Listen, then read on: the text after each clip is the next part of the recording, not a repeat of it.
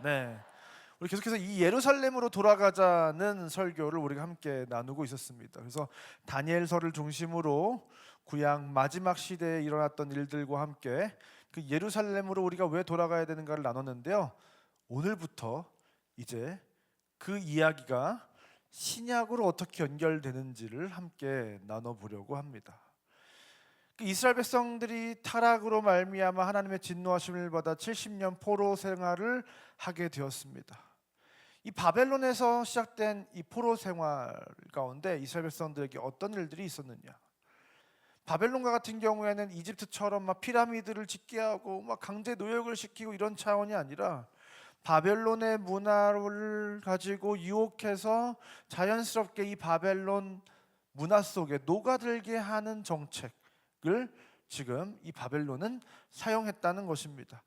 그래서 이러한 바벨론 생활을 통해서 누군가는 바벨론의 고위 공직자가 되기도 하고 때때로 여유로운 생활을 누리면서 바벨론 문화를 누리면서 선진 문화 속에서 행복하게 살기도 했다는 거예요. 그런 대표적인 인물들이 우리가 너무 잘 아는 다니엘과 다니엘의 세 친구입니다.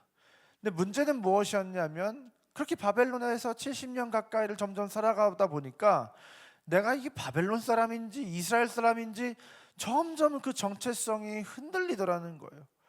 2세, 3세가 계속 태어나는데 얼굴만 이스라엘 사람이지 속은 바벨론 사람과 전혀 다르지 않은 세대들이 점점 등장하기 시작했습니다. 더 문제는 무엇이었습니까? 그들이 그 땅에서 국제 결혼을 통해서 점점 더 이스라엘 민족의 정체성과 문화와 이스라엘 백성이 가져야 할 그 신앙의 본질이 점점 훼손되고 사라지기 시작했다는 거예요. 바로 그 즈음에 하나님께서 이스라엘 백성들에게 개입하시는데 어떻게 개입하시는데 역사의 수레바퀴를 돌리셔서 이스라엘 백성에게 개입하시더라는 겁니다.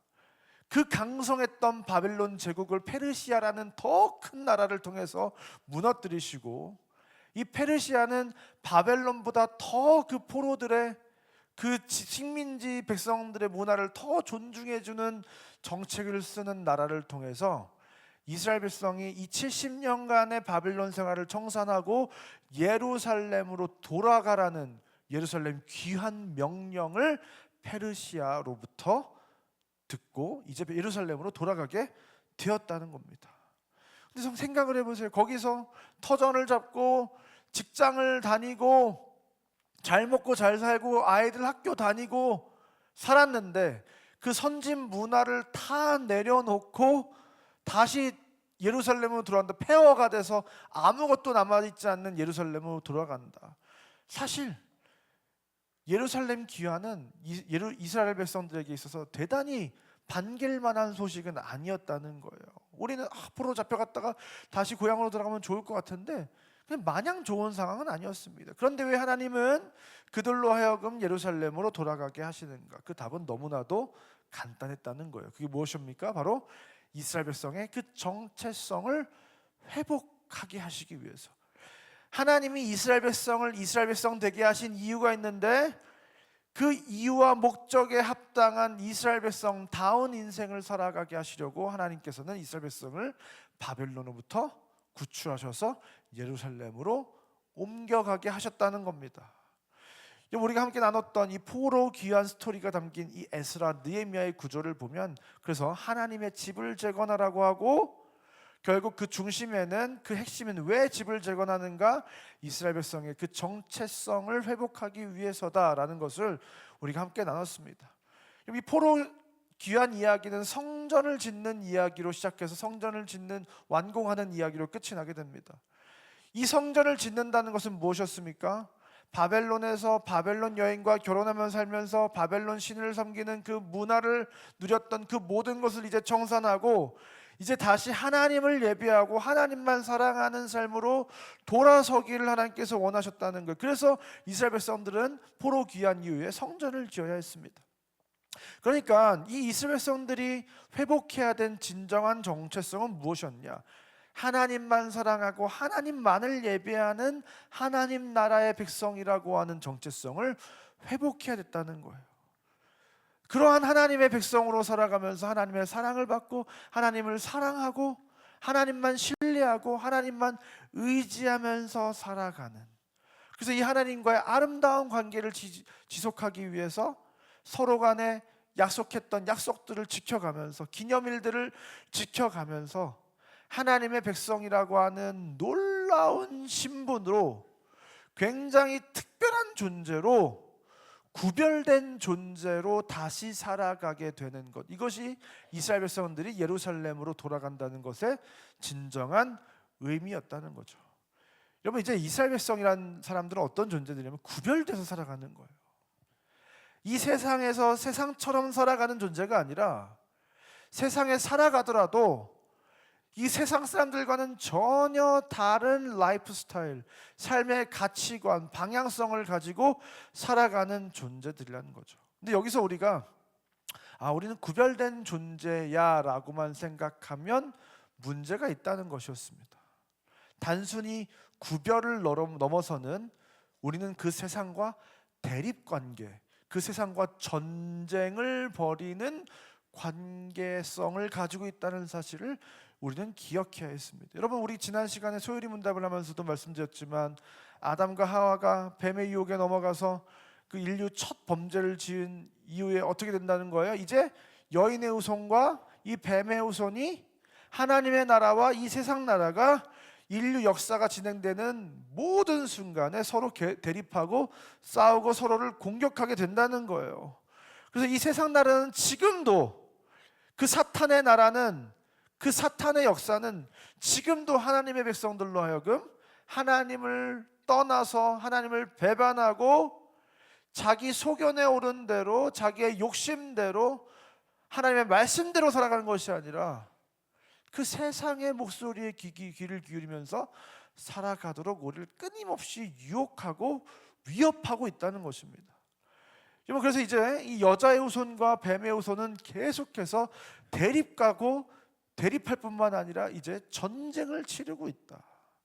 뱀의 유혹의 시기를 지나서 이 바벨론 포로기를 통해서 우상에게 바쳐진 제물을 먹어야 했고, 금신상에게 절을 내야 되는 위협 속에 있었고, 하나님께는 절대로 기도할 수 없고 다리오 왕에게만 기도를 하라고 하는 명령을 들어야 했고, 이런 위협을 계속 당하고 있고, 계시록에서는 666이라고 하는 이마에 표를 받지 않으면 매매를 할 수 없다는 건 무엇입니까? 내 머리에 이 666은 그 당시 황제의 이름을 이야기하는 건데, 로마 황제의 이름을 머리에 쓴다는 건 뭐예요? 내가 그 왕의 종이 된다는 거잖아요. 우리 종들한테 인도 지졌잖아요. 그러니까 그 왕의 종으로 살아가지 않으면 매매를 할 수 없게 한다는 건 무엇이었습니까? 경제활동을 원활히 하고 먹고 살기 어렵게 된다면, 예수 잘 믿으면 어려워진다는, 이것이 지금 이 세상이 이 경제를 통해서 이 하나님의 백성들을 위협하는, 그리고 유혹하는 방식이라는 것. 그러면서 세상에 굴복할 것을 자꾸 우리로 하여금 종용하고 유혹하고 있다는 것입니다. 그래서 이 세상은 끊임없이 우리를 유혹하고 하나님을 떠나도록 만들고 있다는 것입니다. 그래서 이 세상은 하나님께서 성경 전반을 통해서 이 세상 나라를 바벨이라는 이름을 사용하셔서 세상을 상징하는 이름을 이 바벨로 사용하신다는 것이었습니다. 근데 문제는 무엇입니까? 이 이스라엘 백성들이 바벨론의 포로가 되어서 살아갔다는 거예요. 그리고 그 바벨론 포로에서 귀환한 이후에도 사실상 속국으로 살았지 독립국가로 살지 못했다는 거예요.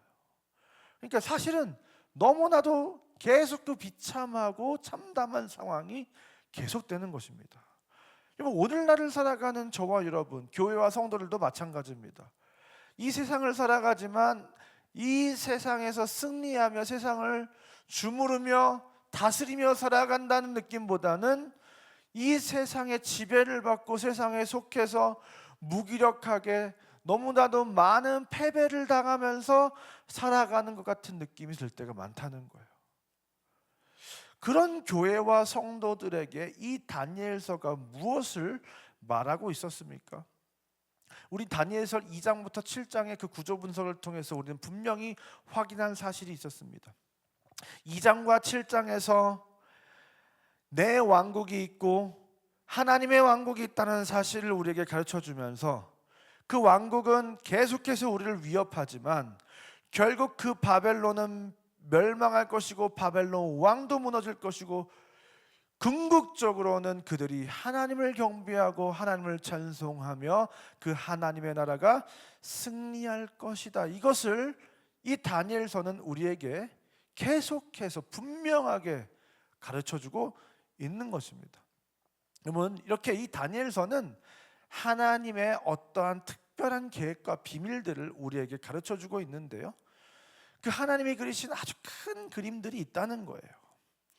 그러면서 이 2장과 7장은 이 다니엘서에서 1장과 8장은 히브리서로 써 있고 2장부터 7장까지 딱 그 중간 내용은 아람어로 써져 있다는 거예요. 굉장히 중요한 건 뭐냐면 이 2장부터 7장이라는 내용이 굉장히 중요한 핵심이라는 거죠.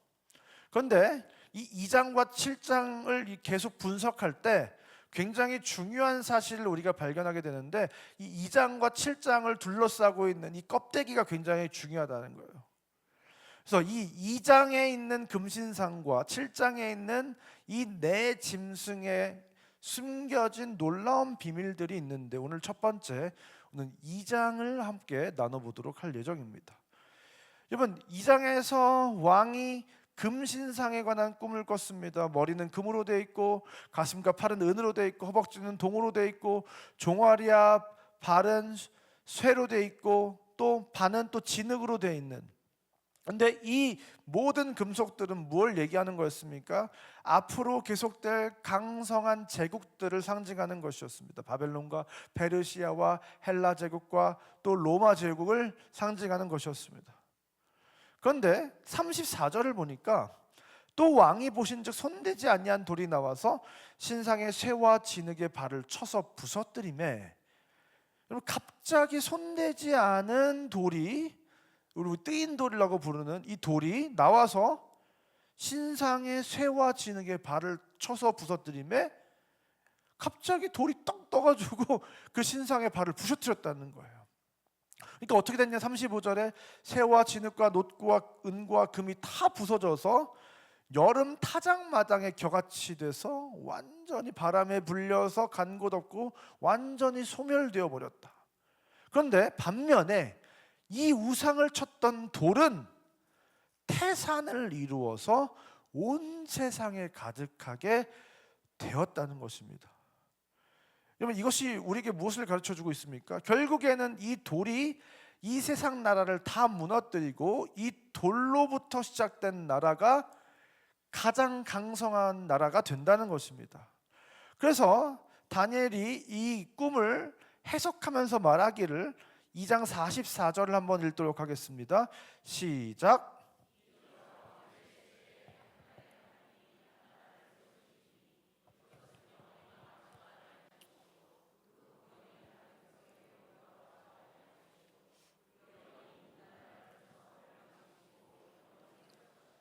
네, 이 돌로부터 시작된 그 나라가 어떻게 되느냐? 여러 왕들의 시대가 계속되는 동안 하나님께서 그 시대 속에 어떤 시점에 한 나라를 세우시는데, 이 돌로부터 시작된 나라는 영원히 망하지도 않고 그 국권이 다른 나라에게 빼앗기지도 않고 이 모든 나라를 쳐서 멸망시키고 영원히 서게 될 것이다 라고 말하고 있는 것입니다. 여러분, 그래서 이 다니엘서가 예언했던 사건이 어떻게 이 인류 역사상에 나타나게 되는 것인가? 오늘은 이 다니엘서에 이어서 드디어 마태복음에 제가 진입하게 되었습니다. 그래서 오늘부터는 굉장히 빨리빨리 나갑니다. 그래서 이 마태복음을 보니까 21장에 우리가 너무나도 잘 아는 한 가지 비유를 예수님께서 말씀하시는데요, 악한 포도원 농부의 비유, 악한 소장농의 비유라고도 하는 비유가 등장을 합니다. 어떤 주인이 포도원을 막 잘 만들었어요. 그래서 농부들에게 세를 주고 타국으로 떠났습니다. 그런데 시간이 지나서 이제 열매 맺을 때가 돼서 열매를 받으려고, 삭슬 받으려고 종들을 포도원에 보냈습니다. 그런데 포도원의 소장농들이 어떻게 했냐? 종 하나는 때리고 종 하나는 죽이고 종 하나는 돌로 쳤다는 거예요. 그래서 다시 그 종들보다 더 많은 종들을 많이 보냈는데 또 때리고 죽이고 돌로 쳤다는 거예요. 그래서 이 포도원 주인이 보다 못해 누구를 보냈다는 거예요? 자기 아들을 보낸 거예요. 그러면서 이렇게 생각합니다. 내 아들을 존귀 여겨서 내 아들은 해야 하지 않겠지 하고 했는데 어떻게 했다는 거예요? 마태복음 21장 38절과 39절에 농부들이 그 아들을 보고 서로 말하되 이는 상속자니 자 죽이고 그의 유산을 차지하자 이랬다는 거예요. 포도원에 상속자인 아들이 왔네. 이 상속자만 죽이면 이 포도원이 우리 거가 되겠다. 죽이자 하고 죽였다는 무슨 소리인지 모르겠죠. 여러분, 이 상황을 알려면 우리가 이 이스라엘의 소장농에 관한 법률을 이해해야 됩니다. 여러분, 포도나무를 심으면 포도가 열리는데 몇 년이 걸리는지 아시는 분? 여러분 농사 안 지어보셨어요? 다 도시에서 태어나셔가지고. 제가 대구에 있을 때 같이 이렇게 위원회 사역하시는 장로님이 갑자기 저희를 데리고 상주로 가자는 거예요. 그래서 왜 상주에 가야 되냐 했더니 상주에 자기의 선배가 하는 포도 농장이 있는데 거기 가보자는 거예요. 그래? 갑자기 왜 가지 하고 갔는데 포도를 이렇게 심었다는 거예요. 청포도 같은 걸 심었다는 거예요. 근데 딱 먹었는데 살면서 한 번도 맛보지 못한 한 20가지의 맛이 나는, 그 만화에서 보면 이 맛은 하는 거 있잖아요. 그런 맛의 포도를 제가 처음 먹은 거예요. 이게 무엇입니까 했더니 이것의 이름은 샤인머스켓입니다라고 하는. 그러니까 왜냐면 그때만 해도 샤인머스켓이 전국적으로 유통이 안 될 때, 그 누구도 잘 이렇게 샤인머스켓이 뭔지를 잘 모를 때였어요. 근데 농장에서 바로 수확해서 완전히 숙성시켜서 딴 이 샤인머스켓을 먹었는데, 그러니까 얼마나 맛있었겠어요. 장로님 하신 말씀이 포도는 4년이 지나야 상품성 있는 포도가 된다는 거예요. 그래서 가지치기를 아주 많이 해야 더 상품성이 좋은 포도가 열리고, 4년 이전에 한 3년째에도 팔 수는 있는데 그거는 사실상 제대로 된 샤인머스켓이 아닌데, 다른 지역에 김 어디 영 이런 데서 자꾸 3년짜리를 자꾸 판다는 거예요. 그래서 이 포도는 무조건 4년에 해야 된다 하면서, 제가 지금까지 먹었던 샤인머스켓 중에 지금도 1등인데 거기에 있는 포도는 한국에 유통이 안 된대요. 1kg당 10만 원에 중국에 수출된다고 합니다. 그러니까 여러분 다시는 먹을 수 없는, 중국 가서 먹을 수 있는 그 포도를 제가 먹은 거예요. 그러면서 이제 들었던 얘기 뭐냐? 4년이 돼야 된다. 4년이 된다. 포도는 포도나무를 심으면 4년을 지나서야 상품성 있는 포도가 완성이 된다. 그러니까 이스라엘 법에 어떤 법이 있었냐면 4년 동안은 소장농들에게 세를 받지 않습니다. 왜냐? 그때까지는 포도나무가 열매 맺지 않으니까. 그래서 4년까지는 공짜로 농사를 할 수 있도록 해주고, 4년이 지난 시점이 돼야 이제 포도원 농부들에게, 소장농들에게 이제 세를 걷는 거예요. 근데 또 한 가지 법이 무엇이냐면, 소장농들이 거기서 일정 기간을 일한 이후에 주인이 죽으면 어떻게 되냐? 아들이 있으면 아들에게 그 포도원이 넘어가지만, 그 주인이 아들이 없으면 어떻게 되는 거야? 내 거가 되는 거야. 그 법적으로. 그러니까 오늘 본문이 사실 잘 이해가 안 되잖아요. 왜 죽여? 근데 이 아들만 잘 죽여서 처리하면 이 포도원이 내 거가 되기 때문에 이 소장농들이 아들을 죽인 겁니다. 근데 이 비유가 무엇을 상징하고 있냐? 이 소장농들은 이스라엘의 종교 지도자들을 상징하고, 종들은 선지자들을 상징하고, 마지막으로 보낸 아들은 하나님의 아들이신 예수님을 상징하는 거예요. 근데 이 소장농들, 이 종교 지도자들이 선지자를 보내도 말을 듣지 않고 그들을 핍박하고 예수님을 보내도 예수님을 죽이게 되는 너희 이 유대인들, 종교지도자들, 바리새인들, 사두개인들, 서기관들, 너희들 그 율법을 많이 알고 율법을 따른다고 생각하는 자들아, 너희가 바로 이렇게 선지자들을 핍박했고 예수님을 죽이게 되는 자들이다. 이것을 지금 이 비유를 통해서 말씀을 하시는 거죠. 그런데 이 예수님께서 이 비유를 말씀하시면서 계속해서 말씀하시는 내용이 뭐냐? 그러면 이 주인이 아들을 죽인 소작농들을 어떻게 하겠냐는 거예요. 어떻게 한다? 그 악한 자들을 다 진멸하고 다른 농부들을 소작농으로 고용하지 않겠냐, 이 말씀을 하시는 겁니다. 여러분, 이 말을 통해서 지금 예수님께서 진짜로 하고 싶은 말씀은 무엇이냐면, 하나님이 지금까지 구약의 선민 이스라엘, 그 율법을 지켜왔고 율법을 간수해왔고 율법을 이해했고 메시아를 기다렸고, 그러나 메시아를 죽인 이스라엘을 더 이상 사용하지 않겠다는 선언이에요. 이제 하나님의 아들을 죽인 유대인 중심의 하나님의 나라는 끝이란 얘기입니다. 이제 다니엘서에서 예언된 하나님이 역사의 어느 시점에 다시 세우신다고 하셨던 진정한 의미에서의 영원한 하나님의 나라가 이제 세워진다. 이것을 지금 하나님께서 말씀하시는 겁니다. 지금도 이스라엘 사람들은 예루살렘으로 돌아가서 물리적인 나라를 다시 세워야 된다고 생각하고 지금 거기에 들어가 앉아 있는 거예요.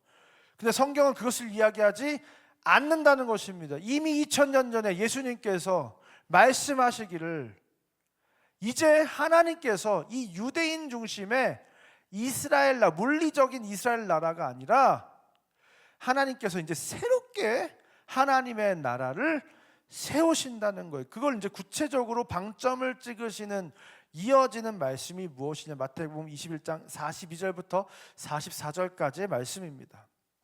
우리가 너무나도 잘 아는 말씀을 계속 이어서 하시는 거예요. 예수께서 이르시되 너희가 성경에 건축자들이 버린 모퉁이의 돌이 머릿돌이 되었나니 이것은 주로 말미암아 된 것이요 우리는 기이함을 읽어본 일이 없느냐?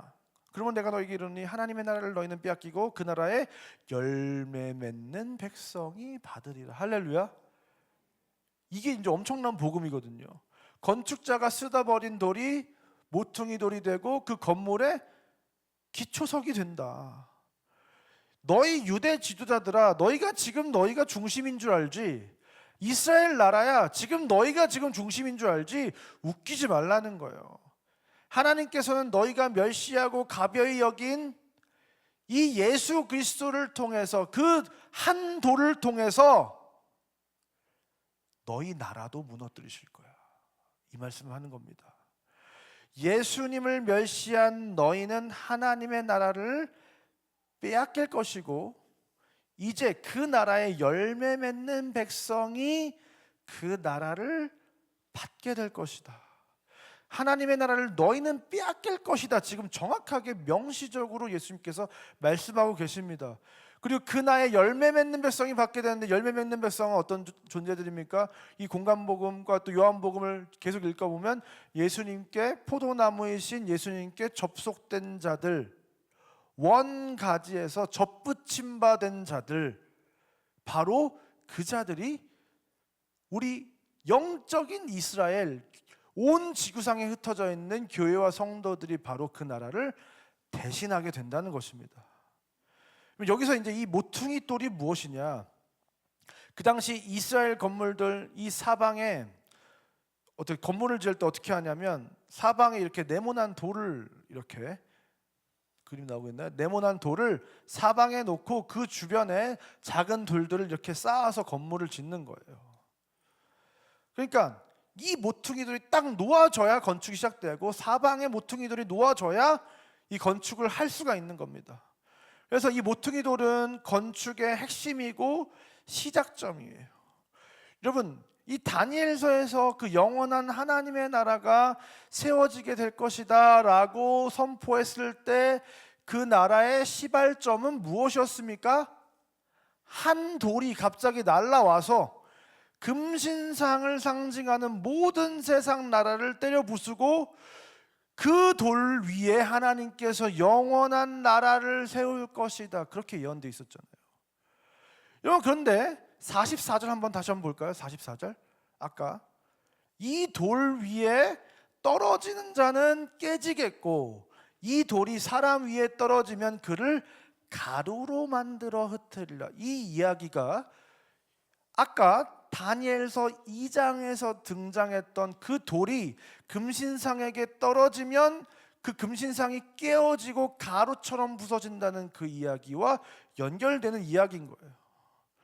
여러분, 그러니까 이 마태복음이 지금 우리에게 가르쳐주고 있는 것은 무엇입니까? 이 돌이 예수님이고 그 예수님을 멸시하고 몰라라 했던 선민 이스라엘의 그 이스라엘 나라조차도 부숴버릴 것이고, 이제 하나님은 새롭고 영원한 나라를 다시 세우시는데 그 나라의 이름이 무엇이냐? 우리는 그 나라를 천국, 하늘나라라고 부릅니다. 이 천국에 대해서는 다음 주에 우리가 함께 더 깊이 나누게 될 예정인데요, 이 천국의 개념은 다른 복음서에서는 등장하지 않는 마태복음에서만 등장하는 개념이에요. 다른 복음서는 천국이라고 부르지 않고 하나님의 나라라고 그 나라를 부릅니다. 이 천국은 마태복음에 32번 등장하고요, 하나님의 나라는 마태복음 외에 신약에서 68회 가까이 등장을 합니다. 그러면 이 천국과 하나님의 나라는 다른 나라냐? 아니죠. 부자 청년이 너의 재물을 다 나눠주라고 하니까 근심하고 시험 들어서 떠날 때 하나님께서 제자들에게 말씀하실 때 천국과 하나님의 나라를 번갈아 가면서 혼용해서 사용을 하세요. 그러니까 이 천국과 하나님의 나라는 사실 같은 나라죠. 그러니까 어떻게 보면 천국하면 하늘에 있는 나라니까 영토의 개념이고, 하나님의 나라다라고 하면 그 하나님이 다스리는 나라는 의미를 가지고 있으니까 주권에 포커스를 둔 이름이다라고 생각할 수도 있을 것입니다. 그런데 더 중요한 것은 왜 마태복음만 천국이라고 불렀냐는 거예요. 이 마태복음은 주요 독자가 유대인인 복음서입니다. 유대인들은 하나님이라는 이름을 자기 입으로 부르는 것을 굉장히 꺼려해요. 그래서 하나님 나라라고 부르지 않고 천국이라고 불렀구나, 그렇게 생각할 수 있습니다. 물론 맞습니다. 그런데 마태복음은 지금 더 나아가 이걸 지금 강조하고 있는 거예요. 이 마태복음은 하나님께서 그 다니엘서에서 예언하신 그 돌이신 예수님을 통해서 세우시는 그 하나님의 나라가 이 땅에 있는, 이 땅들에 있는 세상의 나라와는 완전히 구별된, 이 땅에 있는 나라와는 초월한, 이 땅에 있는 나라와 비교조차 되지 않는 높은 곳에 있는, 그렇기 때문에 땅과 하늘처럼 절대로 섞일 수가 없고 하나가 될 수 없는 이 땅에 있는 나라와 대립하고 싸우는 나라가 바로 이 나라라는 사실을 하나님께서는 지금 우리에게 강조하고 있는 것입니다. 사랑하는 삼국의 성도 여러분, 이 하나님의 나라는 예수님께서 이 땅에 오셔서 건축자의 버린 돌처럼 비참해지시고 멸시와 조롱과 핍박과 고통을 당하시면서 자신의 몸을 스스로가 돌이 되셔서 몸을 내어 던지셔서 박치기를 하셔서 이 견고한 이 세상에, 이 땅에 있는 나라들을 깨뜨리시고 그 세상 나라를 무너뜨린 그 돌이신 자신을 기초석으로 삼아서 새롭게 세운, 다시 말해서 예수님의 핏값으로 완성한 예수님의 나라인 줄 믿습니다. 그래서 이 골로새서는 그 나라를, 하나님의 나라를 뭐라고 얘기하고 있습니까? 그의 사랑의 아들의 나라다. 풀어서 이야기하면 하나님이 너무나도 사랑하시는 아들의 나라다. 다시 말해서 그 예수님의 나라인 거예요. 왜요? 이 나라는 그 돌이신 예수님, 그 예수님의 희생, 예수님의 내어 던져짐을 통해서 이루어진 나라이기 때문입니다. 여러분, 우리는 그 나라의 백성들인 줄 믿습니다. 여러분, 이 시간 그 세상의 어떤 나라들, 이 땅의 어떤 대단하고 강성한 나라들과 비교할 수 없는 왕자가 아들을 내어주고 왕이 될, 곧 왕이 될 수 있는 이 왕자가 백성들을 위해서 자기의 생명을 내어주는 나라, 여러분 그 나라의 백성이 되는 내를 누리시길 주님 이름으로 축원드립니다. 이 세상 나라 대단한 것처럼 보이고 이 세상 나라를 따라가면 대단히 행복한 것처럼 보이지만, 여러분 이 세상에서 왕자가 자기의 생명을 내어주는 나라는 하나님의 나라, 이 천국밖에 없다는 사실을 기억하시길 주님 이름으로 축원드립니다. 우리 그 나라의 백성이 되셔서 이 땅에 있는 나라의 눈을, 우리의 시선을 돌리지 않고, 이 땅에 있는 나라를 사랑하지 않고, 이 땅의 것들에 소망을 두지 않고, 그 세속에 물들지 않고 끝까지 우리의 믿음을 지켜서 하나님 나라의 백성으로 당당하게 이 세상을 살아내시는 저와 여러분의 인생 되시기를 주님의 이름으로 축원드립니다. 이 시간 다 같이 일어나셔서 함께 찬양하기 원합니다.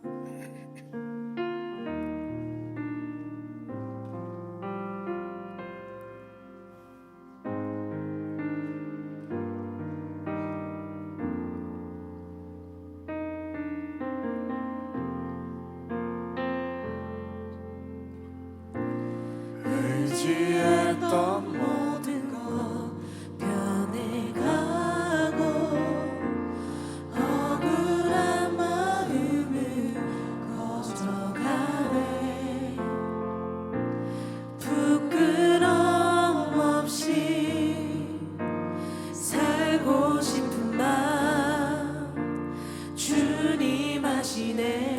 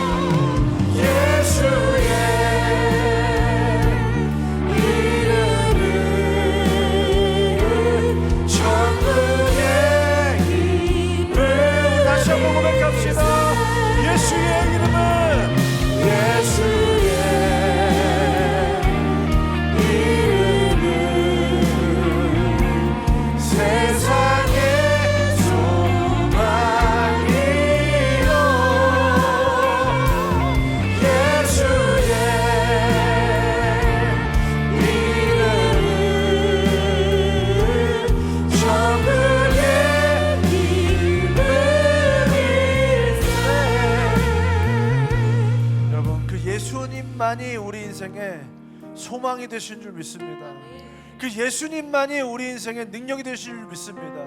우리는 그 예수님이 완성하신 나라의 백성들인 줄 믿습니다. 시간 한번 기도할 때 주님, 우리가 세상을 의지하지 않겠습니다. 우리가 세상을 갈망하지 않겠습니다. 예수님이 피로 값주고 사신 그 나라의 백성으로 우리가 살아가기 원한다고, 우리가 그 예수님만을 사랑하고 예수님만을 의지하는 그 나라의 백성으로 살아가겠다고 시간 다 같이 주님을 부르고 간절히 기도하며 나가겠습니다. 주여,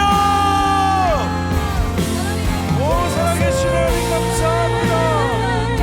너무나도 사랑하셔서 우리를 이곳에 불러 모아주시고 우리와 그 하나님의 놀라운 사랑 안에, 그 하나님의 놀라운 은혜 안에 거하게 하시니 감사합니다. 우리 인생이 오늘 이 시간 이 말씀을 기억하기 원합니다. 하나님이 세우신 이 나라는 이 땅에 있는 나라와 다르고 비교할 수 없고, 이 땅에 있는 나라와 하나님 섞일 수 없는 천국이라는 사실을 기억하게 하셔서 우리 인생에 그 나라를 따르고 그 나라의 백성이 되어 그 나라의 참된 기쁨을 누리며 그 나라를 소망하며 그 나라를 세워가며 그 나라의 백성인 것을 자랑스럽게 여기며 그 예수님의 음성을 따르고 하나님의 뜻을 따르고 그 하나님의 은혜를 하나님 갈망하며 우리 인생 나를 수 있도록 인도하여 주시옵소서. 예수의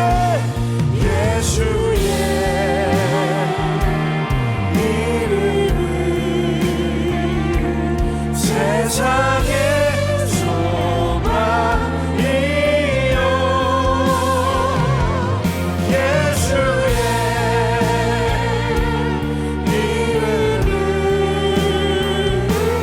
천국의 기쁨이세.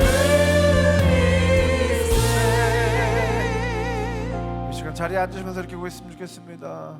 우리는 천국 백성입니다. 그 나라의 백성으로 살아갑시다. 네, 감사합니다. 오늘 시간 준비한 예물을 하나님께 봉헌한 시간 갖도록 하겠습니다.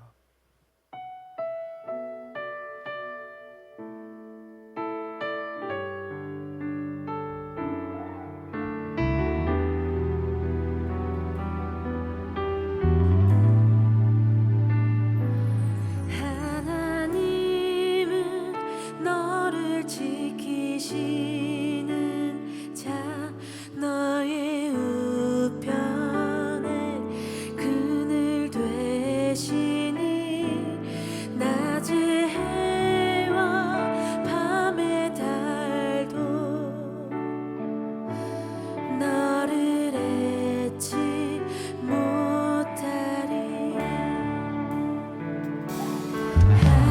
하나님은 너를 지키시는 자, 너의 환난을 명쾌하시니 그가 너를 지키시리라. 너의 출입을 지키시리라.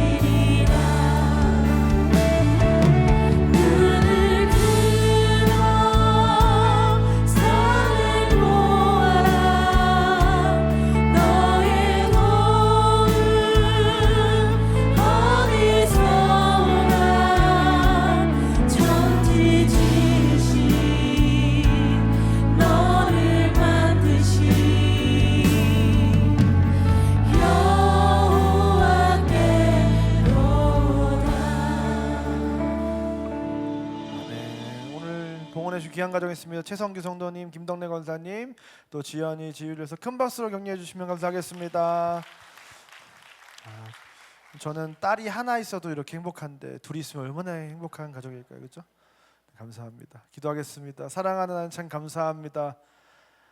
우리를 너무나도 사랑하셔서 우리를 홀로 내버려 두지 아니하시고 이 땅에 예수님을 보내주시고 그 예수님을 통해서 이 땅의 나라들을 무너뜨리시고 하나님께서 꿈꾸고 계셨던 그 이스라엘 나라를 지나 그 영원한 나라를 세우시는 하나님의 놀라운 계획을 하나님 그 예수 그리스도를 찢으심으로, 그 십자가에 희생하심으로, 피 흘리심으로 하나님 그 돌 대신 예수님께서 온 몸으로 이 세상 가운데 자기 몸을 내어 던지심으로 하나님 그 나라를 세워주신 하나님 너무나 감사드립니다.